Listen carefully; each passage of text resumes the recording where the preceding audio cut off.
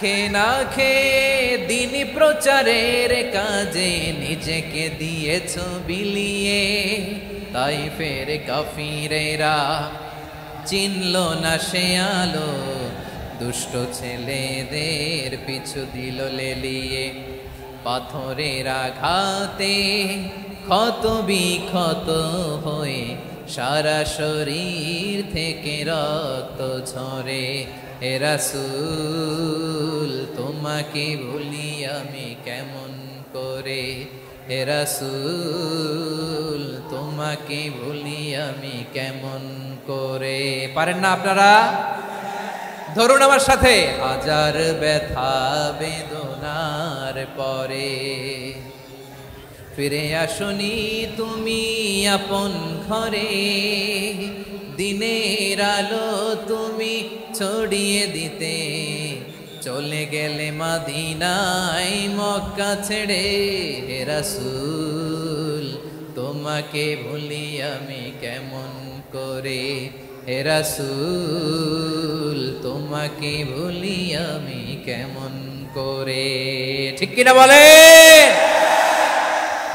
বিশ্বনবী বিশাল মরুপথ পাহাড়ি পথ পাড়ি দিয়ে তায়েফের মরুজমিনে গেলেন কোরআনের দাওয়াত নিয়ে, ইমানের দাওয়াত নিয়ে। কিন্তু তায়েফের লোকেরা বিশ্বনবীর দাওয়াতকে শুধু প্রত্যাখ্যান করেই থামে নাই, তারা বিশ্বনবীর সাথে অত্যন্ত খারাপ আচরণ করেছে। বিশ্বনবীকে শারীরিকভাবে হেনস্থা করেছে, আমার নবীকে শারীরিকভাবে অত্যাচার করেছে, আমার পেয়ারা নবীর গায়ে পাথর মেরেছে, বিশ্বনবীর গা বেয়ে ঝরঝর করে রক্ত ঝরেছে, নবী জামিনের মধ্যে লুটিয়ে পড়েছেন, আবার মেরেছে, আবার নবী হাঁটতে শুরু করলেন, পেছন থেকে আবার মেরেছে, আবার নবী রক্তাক্ত হয়ে জামিনের মধ্যে লুটিয়ে পড়লেন, আবার মেরেছে। বিশ্বনবীর মতো এত সুশ্রী মানব, বিশ্বনবীর মতো এত শুভ্র মানব, বিশ্বনবীর মতো এমন চমৎকার দেহাবয়ব দিয়ে রব্বুল আলামিন কাউকে বানান নাই। এরকম চমৎকার মানুষটাকে তারা তায়েফের ওই জমিনে রক্তাক্ত করেছে। বিশ্বনবী দুনিয়ার কোনো স্বার্থের জন্য সেখানে যান নাই, নিজের কোনো লাভের জন্য প্রাপ্তির জন্য যান নাই, তায়েফবাসীদের জাহান্নামের আগুন থেকে বাঁচাতে গিয়েছেন। ঠিক কিনা বলেন? সকল প্রশংসার মালিককে, সকল ক্ষমতার উৎসকে। কেউ যেটা পারে না পারে কে, কেউ যেটা দেখে না দেখে কে, কেউ যেটা দেয় না দেয় কে? সে আল্লাহ রাব্বুল ইজ্জা ওয়াল জালালের দরবারে আমরা শুকর গুজার হচ্ছি। আমরা সবাই আওয়াজ করে পড়ে নিচ্ছি কালিমাতুশ শুকর, আলহামদুলিল্লাহ। গলা ছেড়ে দিয়ে আওয়াজ করে, প্রিয় লালমনিরহাটের ভাইয়ের আওয়াজ করে সবাই পড়ুন, রব্বানা লাকাল হামদ হামদান কাসীরান তাইয়িবান মুবারাকান ফীহি ইয়া রাব্বি লাকাল হামদু কামা ইয়ানবাগি লিজালালি ওয়াজহিকা ওয়া আযীমি সুলতানিকা লাকাল হামদু বিল ঈমান লাকাল হামদু বিল ইসলাম লাকাল হামদু বিল কুরআন। আমরা আল্লাহ রাব্বুল ইজ্জা ওয়াল জালালের দরবারে শুকরিয়া জ্ঞাপনের পাশাপাশি আজকের এই প্রোগ্রামের ইন্তেজামিয়া কমিটি, ইসলামিক সোসাইটি লালমনিরহাটকে অন্তরের অন্তঃস্থল থেকে ধন্যবাদ জানাতে চাই, শুভেচ্ছা জানাতে চাই। যারা দীর্ঘদিন টানা পরিশ্রম শেষে আজকে লালমনিরহাট জেলায়, যেটা আমার বেসিকলি রংপুর বিভাগের প্রোগ্রাম ছিল, এই ঐতিহাসিক প্রোগ্রামের আয়োজন তারা করেছে, আলহামদুলিল্লাহ। আজকের প্রোগ্রামে সম্মানিত সভাপতি, প্রধান অতিথি, বিশেষ অতিথি, মঞ্চে উপবিষ্ট আপনাদের অত্র এলাকার মা ও মাটির সন্তানেরা, নেতৃবৃন্দ, কমিউনিটি লিডার্স, লালমনিরহাট জেলার সম্মানিত ব্যবসায়ী ভাইয়েরা, চাকরিজীবী ভাইয়েরা, ছাত্র ভাইয়েরা, ভলান্টিয়ার্স ভাইয়েরা এবং লালমনিরহাট জেলা স্টেডিয়ামে অবস্থানরত আমার মা এবং বোনেরা, আমি আপনাদের সবাইকে অন্তরের অন্তঃস্থল থেকে শুভেচ্ছা জানাতে চাই, ধন্যবাদ জানাতে চাই যে আপনারা এত চমৎকার একটি প্রোগ্রামের আয়োজন করেছেন। যে আমি প্রতি বিভাগে একবার করে সফর করছি, তো সেই সুবাদে রংপুর বিভাগের প্রোগ্রামটা আমি লালমনিরহাটে দিয়েছি এবং আমি আশ্বস্ত হয়েছিলাম যে লালমনিরহাটের প্রোগ্রাম খুবই গুছালো হবে, সুষ্ঠু হবে, শান্ত হবে। সেটার নমুনা আলামত আমি দেখতে পাচ্ছি আলহামদুলিল্লাহ। সবাই খুবই সুশৃঙ্খল, লক্ষ লক্ষ তাওহীদি জনতা, পেছনে অনেকে জায়গা পায় নাই কিন্তু কোনো আওয়াজ নাই, সবাই দাঁড়িয়ে আছে। এলইডি স্ক্রিন আছে, আপনারা স্ক্রিনে দেখতে পাচ্ছেন আলহামদুলিল্লাহ। আমি সবাইকে দেখতে পাচ্ছি, মাশাআল্লাহ মাশাআল্লাহ। শান্ত হয়ে আপনারা বসুন, অল্প কিছু সময় কথা বলার সুযোগ আমি পাবো। যেহেতু আমি হেলিকপ্টারে করে এসেছি, হেলিকপ্টারগুলোর আবার একটা পলিসি আছে, সানসেটের আগে, সূর্য ডোবার আগে তাদেরকে এয়ারপোর্টে আবার ল্যান্ড করতে হয়। তো এখানে 3:30টার মধ্যে আমাকে উঠে যেতে হবে। আমি যদি বারবার আপনাদেরকে থামাতে থাকি, শান্ত হতে বলি এবং এগুলোতেই যদি আমরা সময় নষ্ট করে ফেলি, তাহলে এই যে বিশাল মহাসমাবেশ, বিশাল আয়োজন, যেখানে 2-4টা আমি বার্তা দিতে চাই, এগুলো ব্যাহত হবে। লালমনিরহাটের ছেলেরা খুব ভদ্র, শান্তশিষ্ট।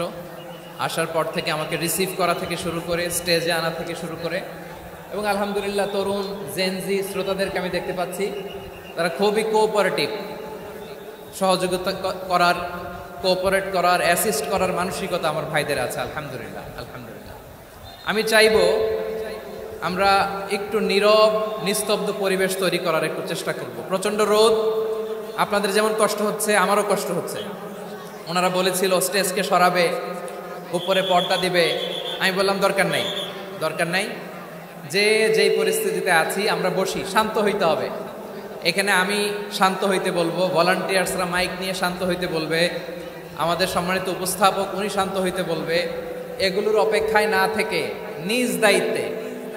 নিজ দায়িত্বে আমরা সবাই শান্ত থাকি, যাতে লালমনিরহাটের এই প্রোগ্রাম একটা ইতিহাস হয়ে থাকে বাংলাদেশে, ঠিক কিনা বলেন?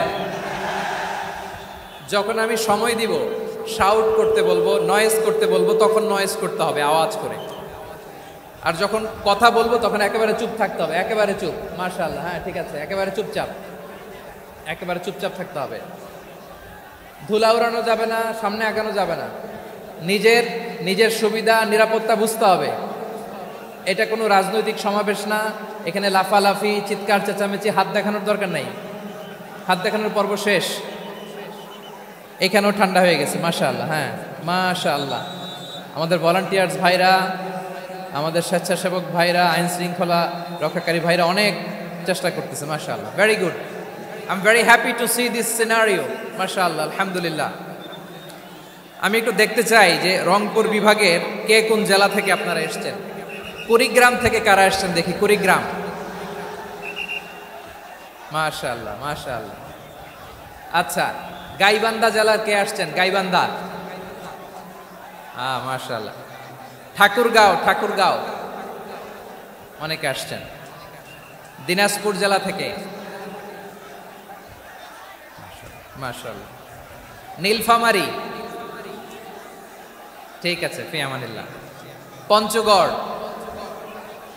অনেক আসছে। রংপুর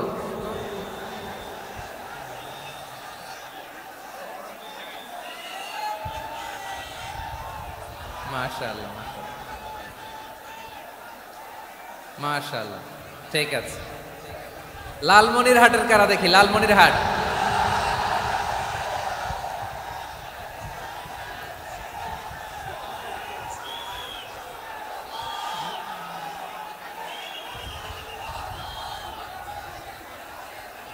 মাশাআল্লাহ মাশাআল্লাহ মাশাআল্লাহ।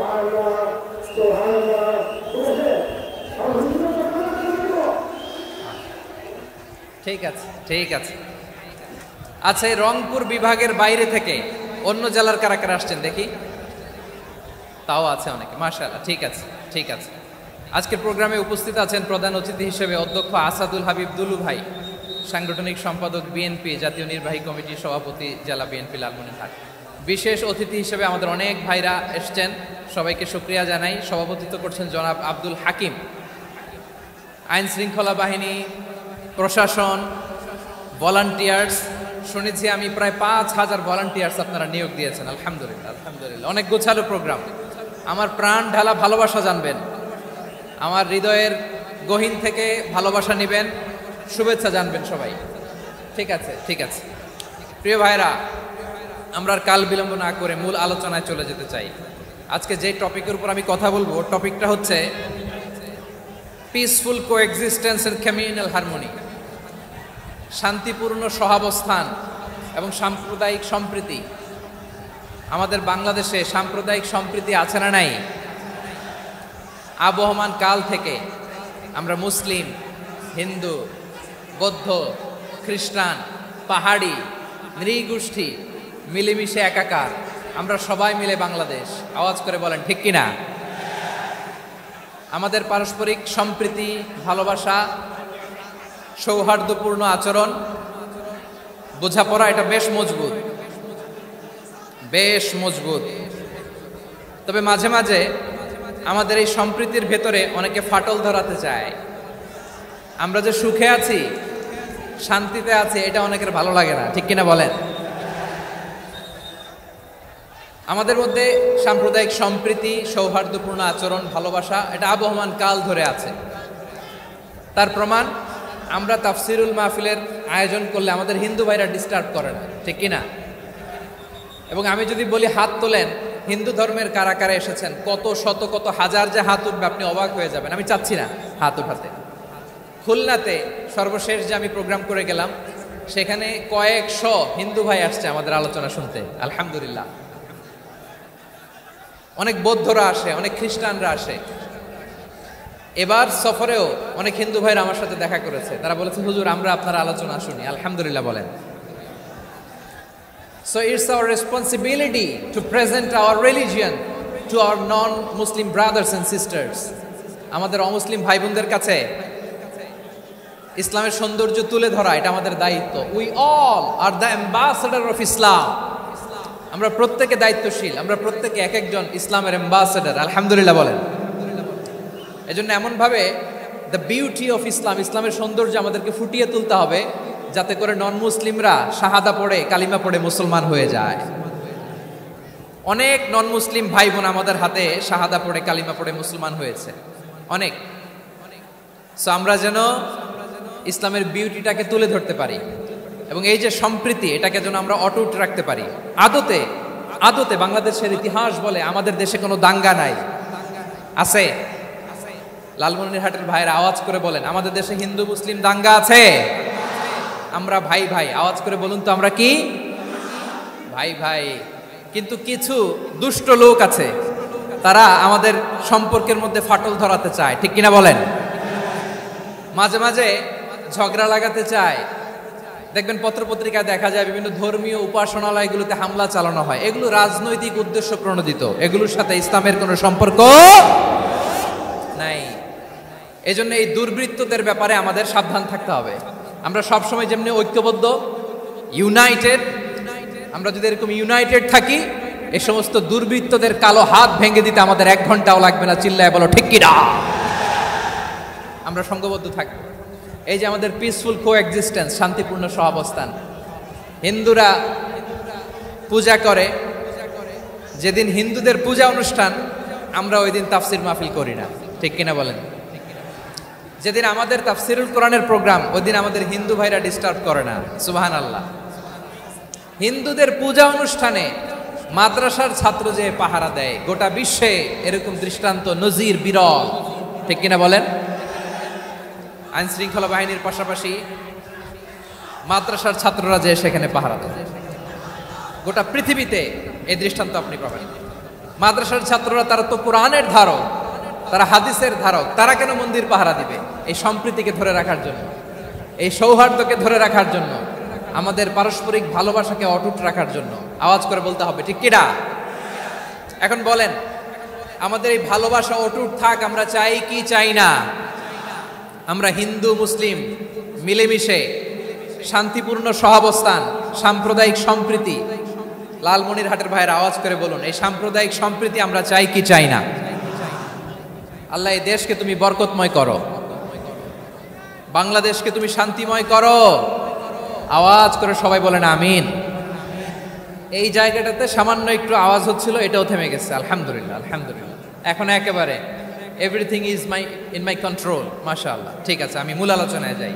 প্রিয় ভাইরা, আমি বলেছিলাম আমার আলোচনার বিষয় হচ্ছে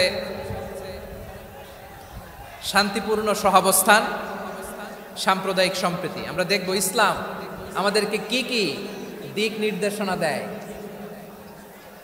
শান্ত হইতে হবে, খরগোশের কানের মতো কান দুটো আমার দিকে করে রাখেন। আমি এখনো উঠে যাব, হাত মারায় লাভ নাই, আমি উঠে যাব। তাকায় থাকো আর কান খাড়া, আওয়াজ হবে না। হ্যাঁ, মাশাআল্লাহ, মাশাআল্লাহ, ঠিক আছে। আমরা দেখব যে রাসূল সাল্লাল্লাহু আলাইহি ওয়াসাল্লাম এই পিসফুল কোএক্সিস্টেন্সের জন্য আমাদের কি শিখিয়েছেন, কি কি গাইডলাইন দিয়েছেন। আমরা 1, 2, 3, 4 করে এগুলো আপনাদের সাথে শেয়ার করব। আমি আপনাদের খেদমতে সূরাতুল আনআমের 108 নম্বর আয়াত তেলাওয়াত করেছি। এখানে আল্লাহ রাব্বুল ইজ্জা ওয়াল জালাল তিনি ইরশাদ করছেন, ওয়ালা তাসুব্বুল্লাযীনা ইয়াদউনা মিন দুনিল্লাহি ফায়াসুব্বুল্লাহা আদওয়ান বিগাইরি ইলম কাযালিকা যায়্যান্না লিকুল্লি উম্মাতিন আমালাহুম সুম্মা ইলা রাব্বিহিম মারজিউহুম ফায়ুনাব্বিউহুম বিমা কানু ইয়ামালুন। রব্বুল আলামিন বলেন, গোলাম ও আমার ইমানদার বান্দারা, শোনো শোনো। ও আমার বিশ্বাসী বান্দারা, শোনো শোনো। লা তাসুব্বুল্লাযীনা ইয়াদউনা মিন দুনিল্লাহ ফায়াসুব্বুল্লাহা আদওয়ান বিগাইরি ইলম। ও আমার বিশ্বাসী বান্দারা, যারা আল্লাহকে ব্যতি রেখে, আল্লাহকে বাদ দিয়ে অন্য উপাস্যকে ডাকে, দেবীর পূজা করে, দেবতাদের পূজা করে, তোমরা খবরদার তাদের গালি দিও না। আওয়াজ করে বলেন, কি দিও না? আল্লাহ বলেন, ও বিশ্বাসীরা শোনো, যারা আল্লাহকে বেছে রেখে দেবীর পূজা করে, অন্য উপাস্যের পূজা করে, তাদেরকে ডাকে, ওই দেবতাদেরকে তোমরা গালি দিও না। যদি ওই দেবতাদেরকে গালি দাও তাহলে ভুলবশত, শত্রুতাবশত তারা তোমাদের রব আল্লাহকে গালি দেবে, ঠিক কিনা? তোমরা যদি তাদের দেবতাদের গালি দাও, ওরা রেগে তোমার আল্লাহরে গালি দিবে, তাহলে আল্লাহরে গালি খাওয়ানোর কারণ হয়ে গেলাম আমি, ঠিক কিনা বলেন?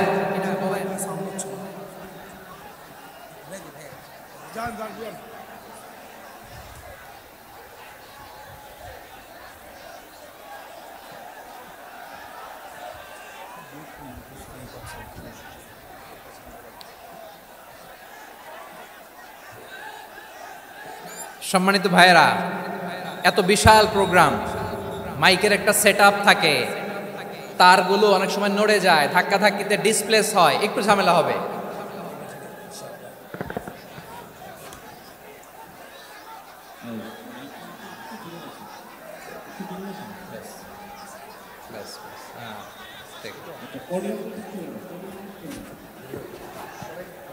ঠিক আছে,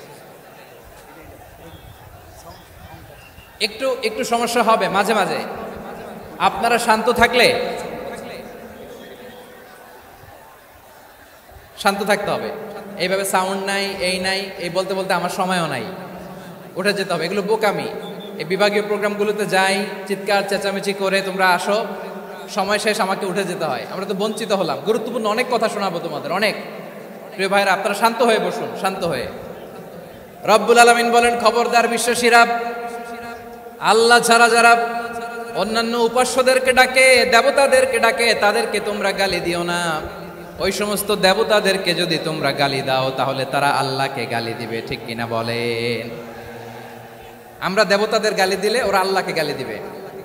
রব্বুল আলামিন বলেন, খবরদার দেবতাদেরকে গালি দিও না, তাহলে ওরা তোমার রব আল্লাহরে গালি দেবে। প্রতিটি জাতির জন্য তাদের কাজকে আমি আল্লাহ সুশোভিত করে রেখেছি, তারা সবাই একদিন আমার কাছেই ফিরে আসবে। এরপর আমি রব্বুল আলামিন তাদের আমলনামা তাদেরকে জানিয়ে দেব। সুবহানাল্লাহ পড়ে। প্রিয় ভাইরা, আল্লাহ তাআলা বলেছেন, খবরদার গালি দিও না। আদেশটা কার? আওয়াজ করে বলেন তো। হিন্দুদের দেবতা দেবদেবীদেরকে গালি দেওয়া যাবে না। আওয়াজ করে বলুন প্রিয় ভাইরা, এই আদেশটা কার? এই আপনাদের গলার আওয়াজ। অন্য ধর্মের দেবতাদেরকে যে গালি দেওয়া যাবে না, এই আদেশটা কার? আরো জোরে বলুন, কার? গালি দিবেন কোন দেবতাকে?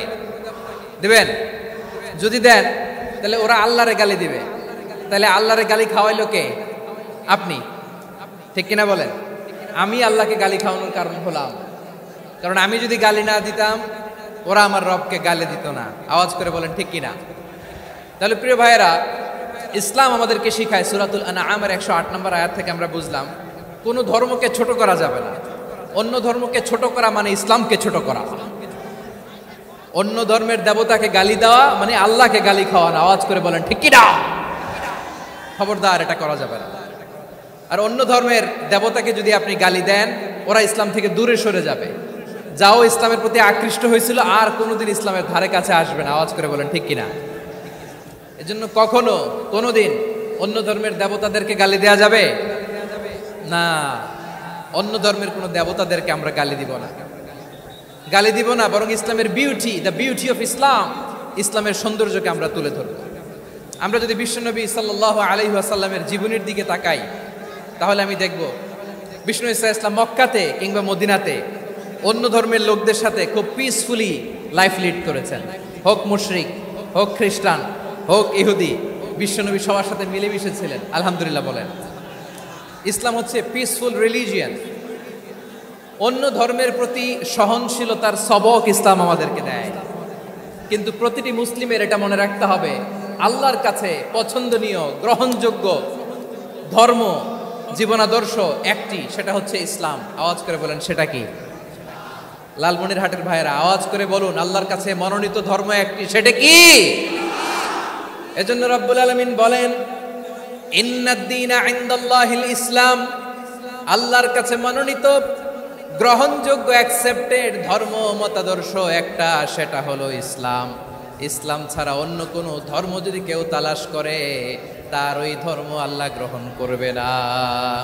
ওমাই ইয়াবতাগি গায়রাল ইসলামি দীনান ফালাই ইউকবালা মিন ওয়া হুয়া ফিল আখিরাতি মিনাল খাসিরিন।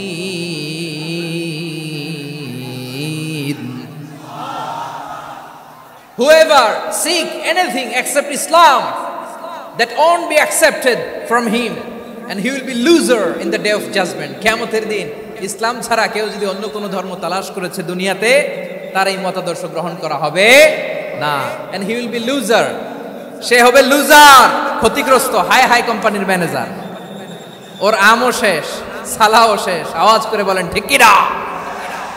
এজন্য ইসলাম পেয়ে আমরা খুশি না বেজার? প্রত্যেক নামাজ শেষে আমরা আল্লাহরে বলি, আল্লাহ রাদিতু বিল্লাহি রাব্বা ওয়া বিল ইসলামি দীনা ওয়া বি মুহাম্মাদিন নাবিয়ান ওয়া রাসূলা। ও আল্লাহ, তোমারে রব হিসেবে পেয়ে আমরা খুশি। ও আল্লাহ, ইসলামকে ধর্ম হিসেবে পেয়ে আমরা খুশি। বিশ্বনবীকে আমাদের রাসূল পেয়ে আমরা খুশি। ঠিক কিনা বলেন? ইসলাম ছাড়া অন্য কোনো ধর্ম আমরা গ্রহণ করব না। ঠিক কিনা বলেন? আল্লাহর কাছে অ্যাকসেপ্টেড রিলিজিয়ান একটা, সেটা ইসলাম। তো বিশ্বনবী সাল্লাল্লাহু আলাইহি ওয়াসাল্লাম মক্কাতে কিংবা মদিনাতে খুব পিসফুলি এক্সিস্ট করেছেন, যে কোনো ধর্মের সাথে মিলেমিশে চলেছেন। তার প্রমাণ আমরা যদি রাসূল সাল্লাল্লাহু আলাইহি ওয়াসাল্লামের বায়োগ্রাফির দিকে তাকাই, তাহলে দেখব তিনি মুশরিকদের সাথে পিস ট্রিটি করেছেন, শান্তি চুক্তি, পিস ট্রিটি, পিস এগ্রিমেন্ট। আপনারা হুদাইবিয়ার সন্ধির নাম শুনেছেন? আমার লালমনিরহাটের কলিজার টুকরা ভাইয়েরা, হুদাইবিয়ার সন্ধির নাম আপনারা শোনেন নাই? 6ষ্ঠ হিজরিতে বিষ্ণু ঈসা ইসলাম মুশরিকদের সাথে এই ট্রিটি করেছেন, চুক্তি। কাদের সাথে? মুশরিকদের সাথে। আমরা তো মুসলমান বসতে পারি না, আমরা দুই মুসলিম ভাই একসাথে বসে চা খেতে পারি না, গল্প করতে পারি না। বিষ্ণু ঈসা ইসলাম মুশরিকদের সাথে ট্রিটি করেছেন, হুদাইবিয়ার সন্ধি। এই সন্ধির আগে মক্কা থেকে কেউ মদিনায় যেতে পারে না, মদিনা থেকে কেউ মক্কায় যেতে পারে না। কিন্তু এই সন্ধির পরে ট্রাফিক স্বাভাবিক হয়ে গেল। মক্কার লোকেরা মদিনায় আসতে পারে, মদিনার লোকেরা মক্কায় আসতে পারে। এটাকে বলে সুলহে Hudaybiyah. The peace agreement of Hudaybiyah, শান্তি চুক্তি।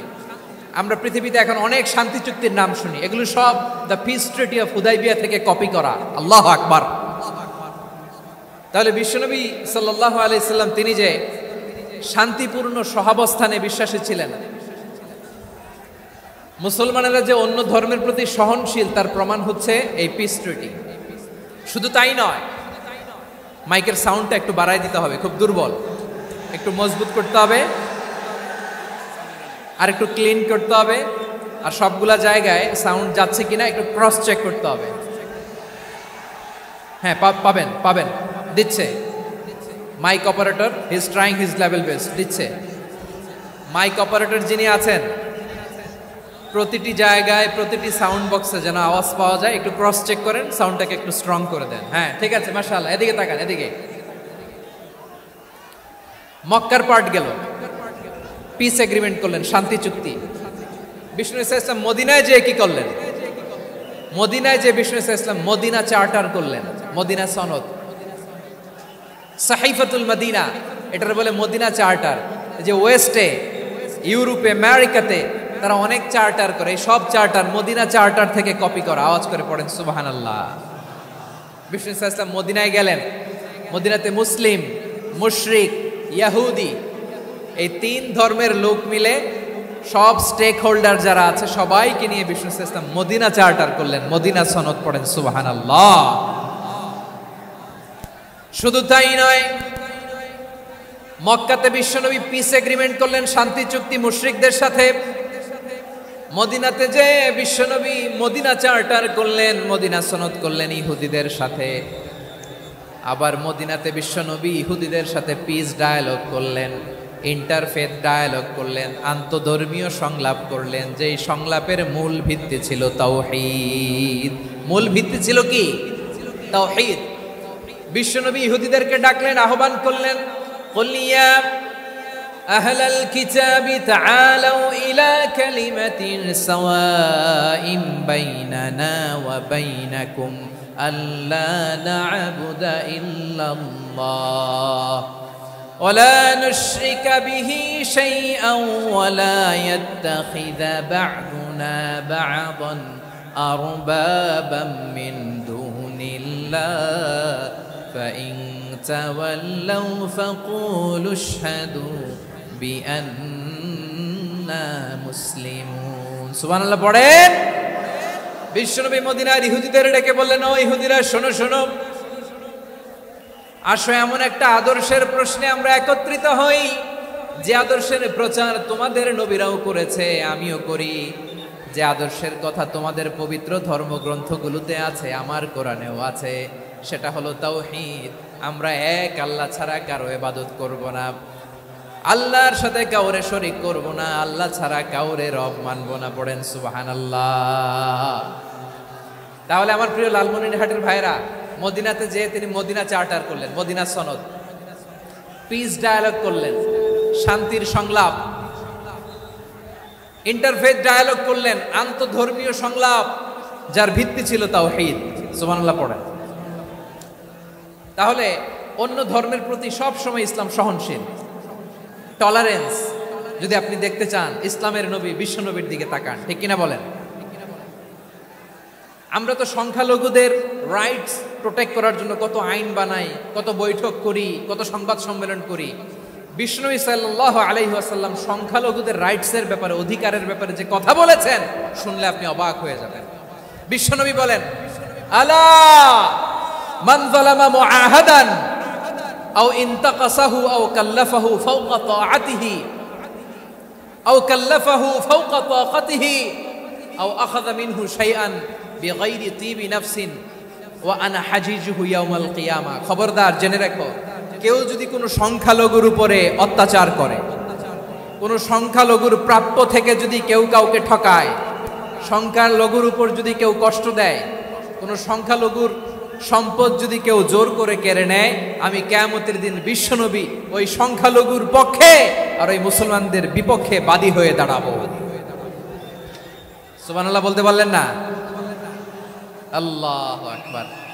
আপনি নামাজি, আপনি মুসল্লি, আপনি হাজী সাহেব, তাহাজ্জুদ পড়তে পড়তে কপালে দাগ ফেলে দিছেন, আপনার প্রতিবেশী হিন্দু, ভাবছেন আমার তো পাওয়ার আছে, ওর জমিটা দখল করি। বিশ্বনবী বলেন কিয়ামতের দিন ওই হিন্দুর পক্ষে তোর বিরুদ্ধে আমি বাদী হয়ে দাঁড়াবো। পৃথিবীর কোন ধর্মে এরকম স্টেটমেন্ট পাবেন? পাবেন? আপনি ভাবছেন আপনি নামাজ পড়লে হাজী সাহেব কপালে দাগ ফেলায় দিলে আপনি সেলসালায় জান্নাতে চলে যাবেন না? খবরদার। বিশ্বনবী বলেন কোন সংখ্যালঘুর উপর যদি কেউ আক্রমণ করে, তার প্রাপ্য তাকে না দিয়ে যদি তাকে ঠকায়, তার উপর জুলুম করে, তার সম্পদ যদি কেড়ে নেয়, আমি নবী, তুমি মুসলিম হইতে পারো, মুসল্লি হইতে পারো, তার পক্ষে তোমার বিপক্ষে আল্লাহর দরবারে বাদী হয়ে দাঁড়াবো। আচ্ছা লালমনিরহাটের ভাইরা, কথা বুঝতে পারলে আওয়াজ করে উত্তর দেন। বিশ্বনবী যদি কারো বিপক্ষে দাঁড়ায় কিয়ামতের দিন, আই রিপিট, আমি আবারও বলছি, বিশ্বনবী যদি কিয়ামতের দিন কারো বিপক্ষে দাঁড়ায়, ও তো সেলসালায়া জান্নাতি,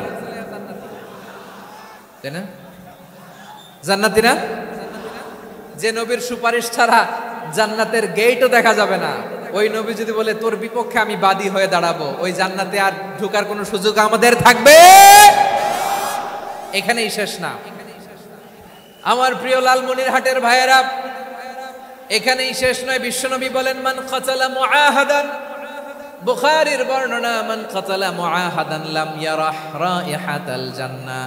কেউ যদি, কোন মুসলিম যদি অন্যায়ভাবে কোনো সংখ্যালঘুকে হত্যা করে, কোনো হিন্দুকে হত্যা করে, কোনো বৌদ্ধরে হত্যা করে, অন্যায়ভাবে কোনো মুসলিম যদি কোনো সংখ্যালঘুরে হত্যা করে, জান্নাতে যাওয়া তো দূরের কথা, ওই মুসলিম জান্নাতের ঘ্রাণও পাবে না। সেই বুখারীর বর্ণনা, মান কাতালা মুআহাদান লাম ইয়ারাহ রাইহাতাল জান্নাহ ওয়া ইন্না রিহাহা লা ইউজাদু মিন মাসিরাতি 40 আমা। যে জান্নাতের ঘ্রাণ 40 বছর দূরের রাস্তা থেকেই পাওয়া যায়। সুবহানাল্লাহ পড়েন। প্রিয় ভাইরা, এখান থেকে জান্নাতে পৌঁছতে লাগবে 40 বছর। এত দূর, কত বছর? সবাই বলেন কত বছর? এখান থেকে জান্নাতে পৌঁছতে লাগবে 40 বছর। এত দূরে থাকতেই জান্নাতের ঘ্রাণ আপনার নাকে এসে ধাক্কা মারবে। বিশ্বনবী বলেন যে ব্যক্তি কোনো সংখ্যালঘুকে হত্যা করে, জান্নাতের ঘ্রাণ তো পাবেই, জান্নাতে তো ঢুকতে পারবেই না, জান্নাতের ঘ্রাণও তার নাকে লাগবে না। পড়েন নাউযু বিল্লাহ। তাহলে সংখ্যালঘুদের ব্যাপারে ইসলামে অধিকার দেয়া আছে না নাই?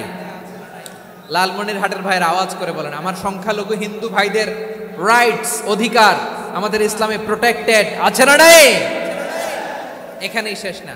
বিষ্ণু ইসলাম আপনার অমুসলিম প্রতিবেশীর সাথে ভালো আচরণ করতে বলেছে। আমাদের হয় না এটা মুসলিম পাড়া, ওটা বৌদ্ধ পাড়া, হয় না? পাড়া ওইটা হিন্দু পাড়া, এরকম আছে না নাই? লালমনিরহাটে নাই না?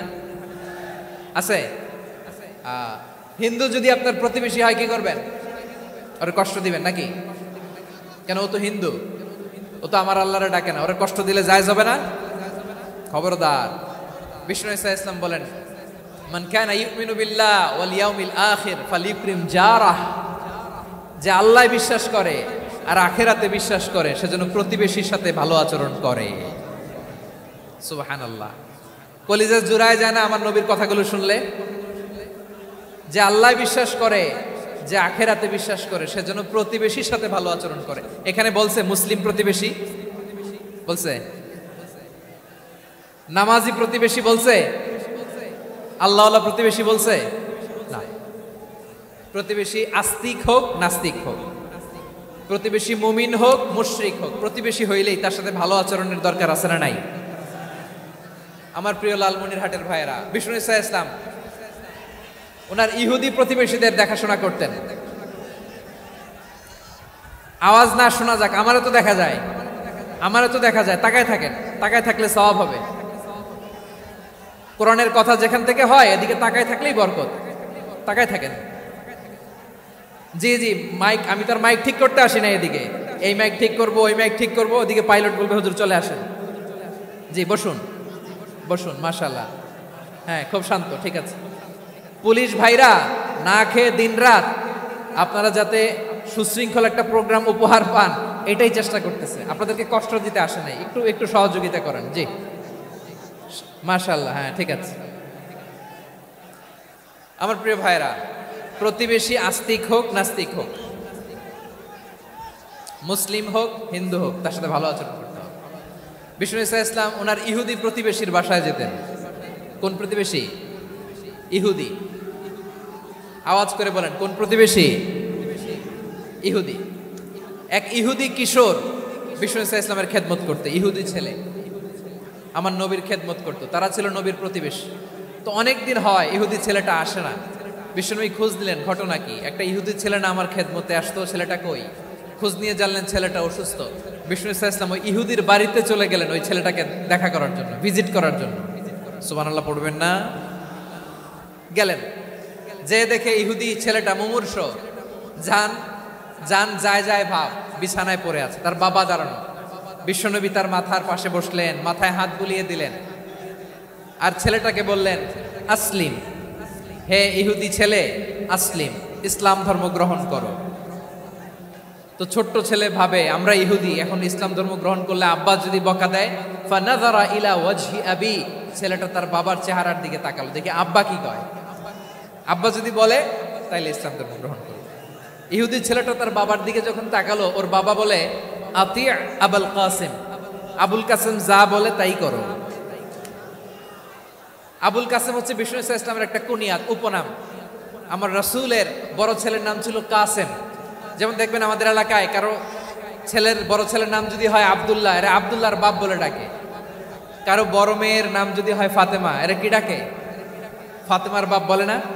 তো বিষ্ণু ঈসা ইসলামের বড় ছেলের নাম ছিল কাসেম।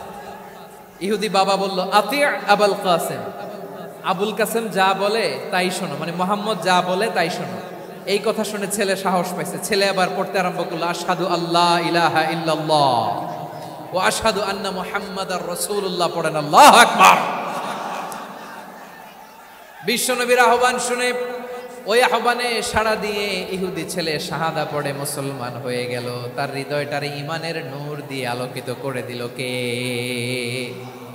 প্রিয় ভাইরা, এবার রাসূল সাল্লাল্লাহু আলাইহি ওয়াসাল্লাম বের হয়ে আসলেন ঘর থেকে, আর বললেন আলহামদুলিল্লাহিল্লাযী আনকাযাহু মিনান নার, প্রশংসা সে আল্লাহর যে আল্লাহ জাহান্নামে চলে যাচ্ছিল প্রায় এমন একটা লোককে মুহূর্তের মধ্যে কালেমায়ে শাহাদাতের বদৌলতে জান্নাতি বানায় দিলেন। আওয়াজ করে পড়েন সুবহানাল্লাহ। এই হাদিস থেকে আমরা কি শিখলাম? What is the moral of the story? এক নম্বর স্টোরি হলো, প্রতিবেশী ইহুদি হোক হিন্দু হোক, যাবেন, সুসম্পর্ক রাখবেন, উপহার দিবেন, বিপদে পাশে দাঁড়াবেন, তাইলেই তো আপনাদের প্রতি, মুসলমানদের প্রতি তারা আকৃষ্ট হবে, ঠিক কিনা বলেন? আপনি যদি হিন্দুদের সাথে বৌদ্ধদের সাথে নাই মিশেন, নাস্তিকের কাছে নাই যান, তো ইসলামের সৌন্দর্যটা ওরা বুঝবে কেমনে? আমার অনেক হিন্দু পরিচিত ভাই আছে, ওরা আমাদের ইফতারির প্রোগ্রামে এসে একসাথে ইফতারি করে। অনেক মদখোর আমার সাথে বসে একসাথে ডিনার করে, হাফ প্যান্ট পরা, গলায় স্বর্ণের চেইন, হাতে স্বর্ণের ব্রেসলেট, আইসা আমার সাথে ডিনার করছে, আছে এরকম। গাঁজাখোর, আমি বলে আসো, welcome welcome to my dinner, আসো বসো, বসলেই তো আমি ওর ডিএনএ, চিন্তার ডিএনএ চেঞ্জ করে দেওয়ার সুযোগ পাবো, চিল্লায় বলো ঠিক কিনা? আসতে হবে আমার কাছে। Our door is open, the door of Islam is open 24/7। সব সময় আমাদের ইসলামের দরজা আমার অমুসলিম ভাইদের জন্য খোলা আছে না নাই?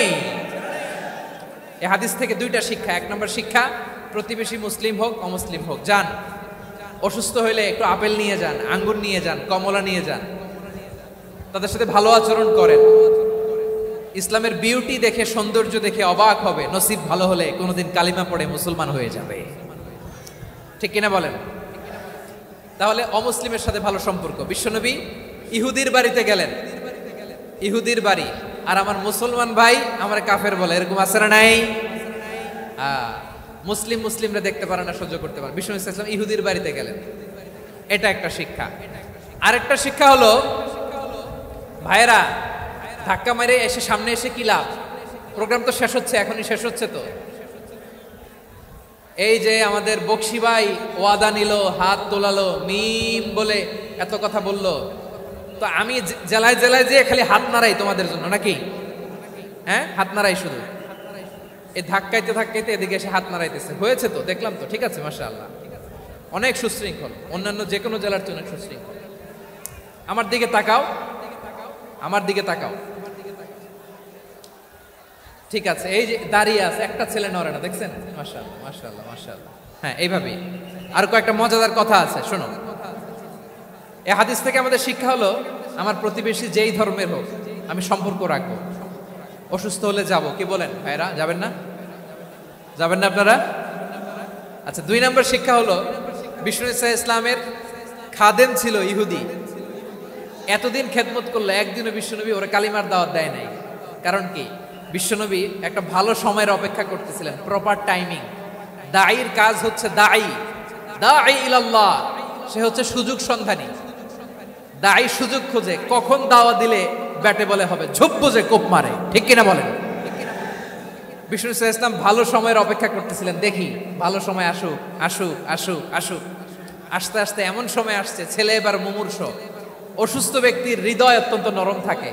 হসপিটালে যখন কেউ যায় তার হৃদয়টা বড্ড নরম থাকে, মৃত্যুর ভয়ে তার অন্তরটা নরম থাকে, ঠিক কিনা বলেন? এই প্রপার টাইমিং এর অপেক্ষা করতেছিলেন। যখনই টাইমিং পেয়েছেন দাওয়াত দিলেন, পড়ো লা ইলাহা ইল্লাল্লাহ, সুবহানাল্লাহ পড়েন সবাই। তাহলে ইসলাম অমুসলিম প্রতিবেশীর সাথে ভালো আচরণ করতে বলে।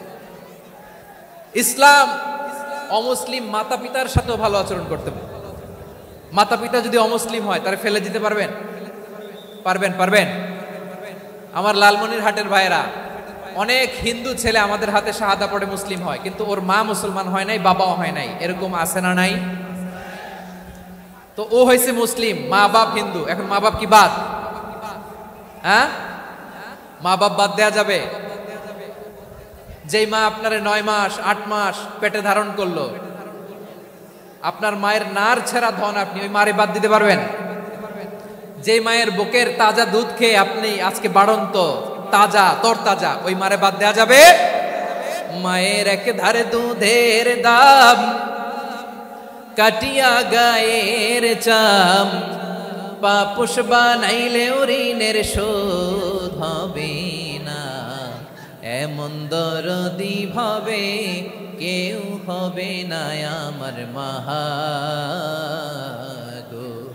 মায়ের এক ধারে দুধের দাম, কাটিয়া গায়ের চাম, পাপুষ বানাইলে ঋণের শোধ হবে না, এমন দরদি ভাবে কেউ হবে না আমার মাহা গো, ঠিক কিনা? মাকে তো বাদ দেওয়া যায় না। وَقَضَى رَبُّكَ أَلَّا تَعْبُدُوا إِلَّا إِيَّاهُ وَبِالْوَالِدَيْنِ إِحْسَانًا। আল্লাহ বলে অবধারিত 2টা ভার্ডিক্ট তোমাদের জন্য, এক আল্লাহর ইবাদত করবা আর মা বাবার প্রতি ইহসান করবা। আদেশটা কার? মা বাবার প্রতি ইহসান করতে হবে। আমার মা হিন্দু হোক ভালো আচরণ করতে হবে, বৌদ্ধ হোক ভালো আচরণ করতে হবে। আমার যে সমস্ত হিন্দু ভাইয়েরা মুসলিম হয়েছে, তোমাদের মা বাবা এখনো মুসলমান হয় নাই, তাদের সাথে ভালো আচরণ করতে হবে। আপনাদের খেদমত নিজে করতে হবে অথবা খেদমতের ব্যবস্থা করাই দিতে হবে। মান্থলি যে খরচ লাগে এটা দিতে হবে। আরে তুমি এখন মুসলিম, তোমার মা বাবা হিন্দু, এখনই তো সুযোগ ইসলামের সৌন্দর্য দেখানো। এখন মা বাবা যদি দেখে আরে এটা হিন্দু থাকতে তো বদমাইশ ছিল, বেয়াদব ছিল, কি এমন ধর্ম সে গ্রহণ করলো যেটা গ্রহণের সাথে সাথে সে পাল্টে গেল? কি এমন ধর্ম সে গ্রহণ করেছে যেটা তার জীবনকে আলোকিত করে দিয়েছে? নসিব ভালো হইলে তারাও কালিমা পড়ে মুসলমান হয়ে যাবে। বিষ্ণু ইসলামের স্ত্রীর নাম ছিল আয়েশা রাদিয়াল্লাহু তাআলা আনহা, আবু বকর রাদিয়াল্লাহু তাআলা আনহুর মেয়ে। আবু বকর রাদিয়াল্লাহু তাআলা আনহুর আরেক মেয়ের নাম হচ্ছে আসমা। কি নাম? দুজনই আবু বকর রাদিয়াল্লাহু তাআলা আনহুর মেয়ে, আসমা আর আয়েশা। নাম দুইটা কেমন লাগে? আসমা নামটা কেমন লাগে? আয়েশা নামটা কেমন লাগে? সবার ভালো লাগে নাই? নাম দুটো আপনাদের ভালো লাগে? লালমনিরহাটে অনাগত যদি কন্যা সন্তান হয়, যদি মনে চায় আসমা রেখে দিতে পারবেন, যদি মনে চায় আয়েশা রেখে দিয়েন। দেশে বিদেশে এয়ারপোর্টে রাস্তা ঘাটে শুধু বলে হুজুর একটা নাম দেন, আমার ছেলের একটা নাম দেন, মেয়ের একটা নাম দেন। তো আমার মনে আছে যশোরের 8 দিনের মাহফিলে আমি 1-2টা নাম দিয়েছিলাম। আজকে লালমনিরহাটের এই প্রোগ্রামে কন্যা সন্তান যদি হয় 2টা নাম দিলাম, আসমা কিংবা আয়েশা। ইনশাআল্লাহ পড়েন। দুজন বোন, এক মায়ের না, বাবা এক মা দুইজন। আয়েশা রাদিয়াল্লাহু তাআলা আনহার মায়ের নাম উম্মে রুমান, আর আসমা রাদিয়াল্লাহু তাআলা আনহার মায়ের নাম কুতাইলা বিনতে আব্দুল উজ্জা। আবু বকর রাদিয়াল্লাহু তাআলা আনহু 4টা বিয়ে করেছিলেন। তো একই ঘটনা ঘটেছে এই ফ্যামিলিতে। আসমা ইসলাম ধর্ম গ্রহণ করে মুসলিমা, কিন্তু তার মা কুতাইলা মুশরিকা। আই রিপিট, বোঝার জন্য আমি আবারও বলি, আসমা রাদিয়াল্লাহু তাআলা আনহা মুসলিমা, আর আসমার মা কুতাইলা, আওয়াজ করে বুঝে থাকলে বলেন, আসমার মা মুশরিকা। তার মানে মেয়ে মুসলিম, মা অমুসলিম, ভেজাল আছে না নাই? কিন্তু কুতাইলা আর ধৈর্য ধারণ করতে পারে না। নার ছেড়া ধন, কলিজার টুকরা ধন, কলিজার টুকরা সন্তান আসমারে দেখতে বড্ড মন চায়। সাইয়েদনা আসমা রাদিয়াল্লাহু তাআলা আনহা মক্কা থেকে হিজরত করে মদিনায় চলে গেলেন। হুদাইবিয়ার পর যখন মক্কা মদিনার ট্রাফিক স্বাভাবিক হলো, মক্কার লোক মদিনায় যায়, মদিনার লোক মক্কায় আসে। কুতাইলা কলিজার টুকরা সন্তান আসমারে দেখার জন্য কিছু উপহার নিয়ে বিশাল মরু পথ পাড়ি দিয়ে মক্কা থেকে মদিনায় যায়। সুবহানাল্লাহ বলেন। এখন মা আসছে মেয়ের সাথে দেখা করতে, মেয়ে তো আর দেখা দেয় না। মেয়ে ভাবছে আমার মা তো মুশরিকা, অপবিত্রা, তার সাথে কি দেখা দেয়া যাবে? বিশ্বনবীর দরবারে চলে গেলেন। সুবহানাল্লাহ বলেন। কি সৌভাগ্যবান ছিল তারা, মাসলা জানার দরকার হলেই নবীর দরবারে চলে যেত। ঘরে বউয়ের সাথে ঝগড়া হলে নবীর দরবারে চলে যেত। অনেক সাহাবী বলে আমার পেটে ক্ষুধা লাগলো আমি নবীর কাছে চলে যেতাম, কারণ নবীর চেহারার দিকে তাকালেই আমার পেটের ক্ষুধা মিটে যেত। সাইয়েদনা আসমা রাদিয়াল্লাহু তাআলা আনহা বিশ্বনবীর কাছে চলে গেলেন, যে বললেন ইয়া রাসূলুল্লাহ ইয়া হাবিবাল্লাহ ইন্না উম্মি কাদিমাতুন ইলাইয়া ওয়া হিয়া রাগিবা। আমার মা মক্কা থেকে অনেক দূর মরুর পথ পাড়ি দিয়ে উপহার সামগ্রী নিয়ে মদিনায় আমার সাথে দেখা করতে এসেছে গো নবী। আমার জানতে বড্ড ইচ্ছে হয় আমি আমার মুশরিকা মায়ের সাথে একটু দেখা করতে পারবো কিনা। আফা আসিলুহা, আগে যেমনি আমি আমার মায়ের সাথে ভালো আচরণ করতাম, যেমনি আমি আমার মায়ের সাথে সদাচরণ করতাম গো নবী, এখন আমি মুসলিমা, মা মুশরিকা, এখনো কি আগের মতো সদাচরণ করতে পারবো নাকি? বিশ্বনবী বললেন নাম সিলিহা, হ্যাঁ রে আসমা, অবশ্যই অবশ্যই, আগে ঠিক যেমন তুমি তোমার মায়ের সাথে ভালো আচরণ করতে, এখনো তেমনি আগের মতো ভালো আচরণ করবা। আওয়াজ করে পড়েন সুবহানাল্লাহ। কি ইসলাম আমরা পেয়েছি! কত ব্রড মাইন্ডেড আমাদের ইসলাম, কত ওপেন মাইন্ডেড ইসলাম, কত ওপেন আপ করতে পারে, চিন্তা করতে পারেন। বিষ্ণু বললেন হ্যাঁ অবশ্যই, নাম সুলিহা, আগে যেমনি ভালো আচরণ করছো আসমা, এখন ওই রকমই করো, পারলে আরো বাড়ায় করো। সুবহানাল্লাহ বলেন। তাহলে আমার যে হিন্দু ভাইয়েরা, হিন্দু বোনেরা, ইমানের বদৌলতে দৌলতে আপনি ধন্য হয়েছেন, আপনার আম্মা আব্বা এখনো মুসলমান হয় নাই, তাদের জন্য দোয়া করেন, তাদের জন্য দোয়া করেন, আল্লাহ যেন তাদেরকেও ইমানের দৌলত দান করে। আমরা সবাই পড়ি আমিন, আরো জোরে পড়েন আমিন। এখন বলেন, ইসলাম কি ন্যারো মাইন্ডেড রিলিজিয়ান না ব্রড মাইন্ডেড? লালমনিরহাটের যুবক ভাইরা আওয়াজ করো, ইসলাম কি ন্যারো মাইন্ডেড না ব্রড মাইন্ডেড? কতটা ব্রড মাইন্ডেড দেখেন। বিশ্বনবী সাল্লাল্লাহু আলাইহি সাল্লাম অমুসলিমরা যদি নবীকে উপহার দিত, ওই উপহারও বিশ্বনবী গ্রহণ করতেন। সুবহানাল্লাহ পড়েন। আপনার অমুসলিম বন্ধু যদি উপহার দেয় সেটাও আপনি নিতে পারবেন, যেটা নেওয়া জায়েজ। কিন্তু আপনার বন্ধু যদি আপনার মদের বোতল দেয়, নিতে পারবেন? হ্যাঁ, মদের বোতল দিলে পারবেন। আপনার বন্ধু যদি আপনার পর্ক দেয়, পর্ক, শুকরের গোশত মিশ্রিত কোনো খাবার, ওটা নিতে পারবেন না। হালাল যে কোনো জিনিস নিতে পারবেন। বিশ্বনবী সাল্লাল্লাহু আলাইহি ওয়াসাল্লাম অমুসলিমদের দেয়া হাদিয়া গ্রহণ করতেন। কেমন নবী ছিলেন? আমার নবীরে চিনে নেন, আমার নবীর অ্যাটিটিউড জেনে নেন। বিশ্বনবী সাল্লাল্লাহু আলাইহি ওয়াসাল্লাম যখন কোনো জনপদে যেতেন, 3টা অপশন নিয়ে যেতেন। প্রিয় ভাইয়ের আওয়াজ করে বলতে হবে, কোন জনপদে গেলে আমার নবীর অপশন থাকতো কয়টা? আমার মতো 3 আঙ্গুল উঁচু করে দেখান আর বলুন, আমার নবী কোন জনপদে গেলে কয়টা অপশন নিয়ে যেতেন? 1 নাম্বার অপশন আসলিম তাসলাম। নতুন এলাকায় গেলে বলতেন আসলিম তাসলাম, ইসলাম ধর্ম গ্রহণ করো, শান্তিতে থাকবা, আমার ভাই হয়ে যাবা, আমরা ভাই ভাই, ইসলাম মানো, আমরা ভাই ভাই। অপশন নাম্বার কত? 1। যদি বলে না ইসলাম মানবা না, ওকে, অপশন নাম্বার 2, মুসলিম হওয়ার দরকার নাই, লা ইকরাহা ফিদ্দিন, ইসলামে কোনো বাড়াবাড়ি নাই।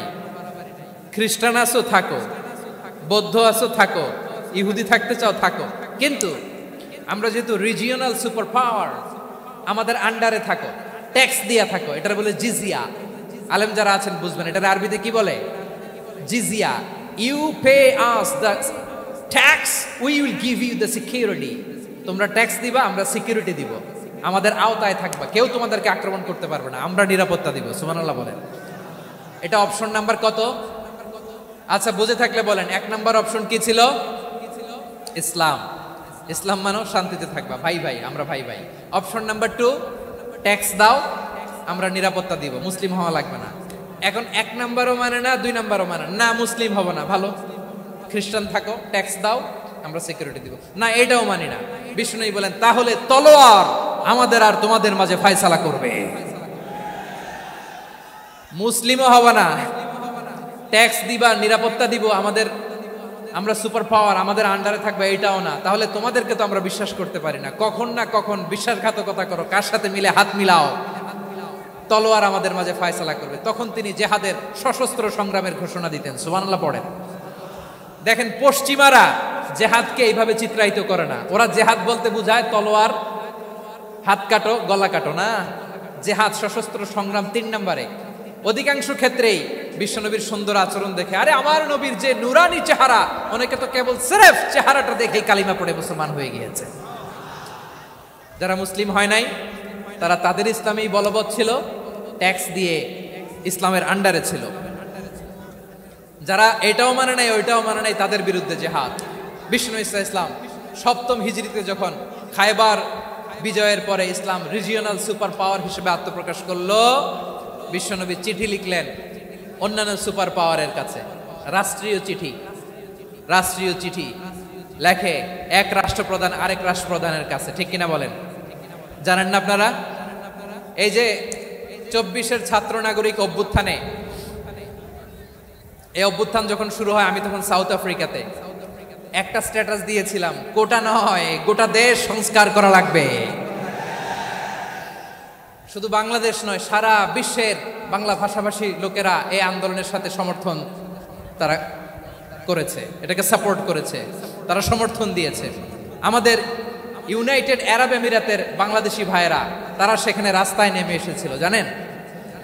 ওইখানে ডেমনস্ট্রেশন করা যায় না, সেখানকার সরকার তাদেরকে যাবজ্জীবন দিয়েছিল। তখন আমাদের এই যে প্রধান উপদেষ্টা ডক্টর মোহাম্মদ ইউনূস সরাসরি G2G বলে, এটারে G2G, government to government, G2G, উনি চিঠি লিখলেন যে তাদেরকে, ইউর হাইনেস, হে সম্মানিত আমির, আপনি আমার এই চিঠির কারণে আমার সম্মানে এই 53 জন বাংলাদেশিকে মাফ করে দেন।